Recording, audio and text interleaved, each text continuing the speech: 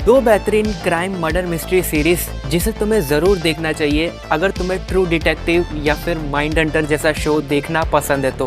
पहले नंबर पे आती है इसी साल में रिलीज होने वाली one of the best series presumed innocent, जिसमें एक फीमेल लॉयर का ब्रूटली तरीके से मर्डर हो जाता है और जो बंदा उस मर्डर की इन्वेस्टिगेशन कर रहा होता है उस पे ही उंगली उठ जाती है और वो बीच केस में एक सस्पेक्ट बन जाता है, क्योंकि वो बंदे का उस फीमेल लॉयर के साथ अफेयर चल रहा होता है। इवन तो वो एक शादीशुदा मर्द होता है और ये दोनों जाने एक दूसरे के फ्रेंड्स होते हैं और वर्किंग कॉलीग भी होते हैं, यानी एक साथ काम भी करते होते हैं। अब वो बंदा जिसका रोल जेक जिलेनहॉल ने प्ले किया है कैसे अपने इनोसेंस को प्रूव करेगा, या फिर कहीं सच में उसी ने तो उस फीमेल लॉयर का मर्डर नहीं किया था जो उसकी लवर भी थी, यही सीरीज का प्लॉट है। ओवरऑल शो की बात करें तो ये एक almost perfect murder mystery series है जिसके लास्ट एपिसोड तक तुम कंफ्यूज रहोगे कि आखिरकार किलर है कौन। कभी तुम्हें लगेगा कि जेक के कैरेक्टर ने सच में उस औरत का मर्डर किया है, कभी तुम्हें लगेगा कि नहीं उसने नहीं किया है।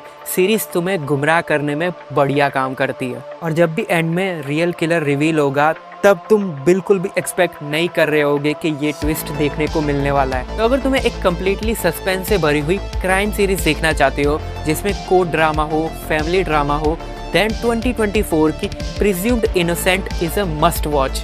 ये एप्पल टीवी ओरिजिनल सीरीज है तो तुम्हें एप्पल का सब्सक्रिप्शन लेना पड़ेगा अगर लीगली देखना चाहते हो तो।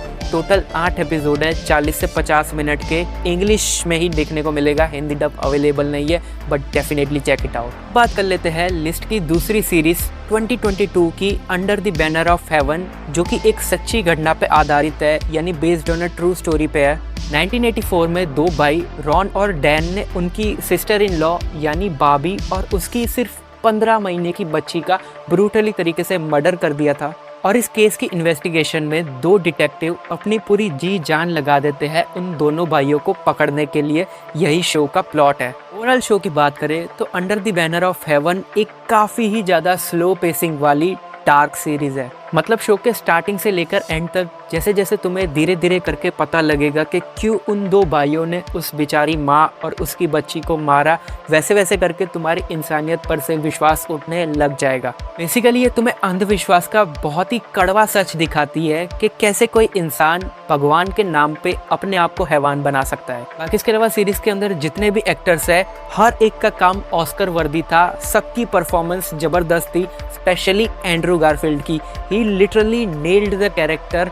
आई थिंक एंड्रू की सबसे बेस्ट परफॉर्मेंस होगी जो मैंने आज तक देखी हो, जितनी भी उसकी मूवीज और सीरीज है उनमें से। हालांकि सबको मैं ये सीरीज रिकमेंड नहीं करूंगा क्योंकि ये बहुत ही ज़्यादा स्लो बर्न टाइप की सीरीज है।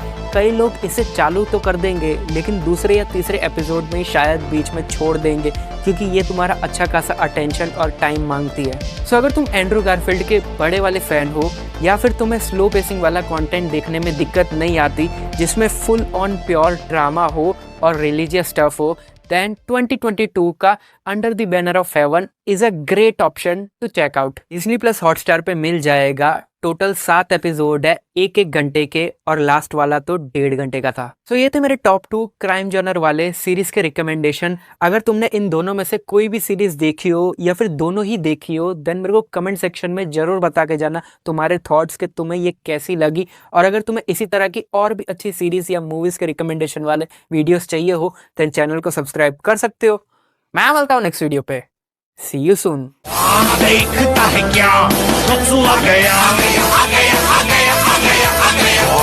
देखता है क्या रसुआ गया।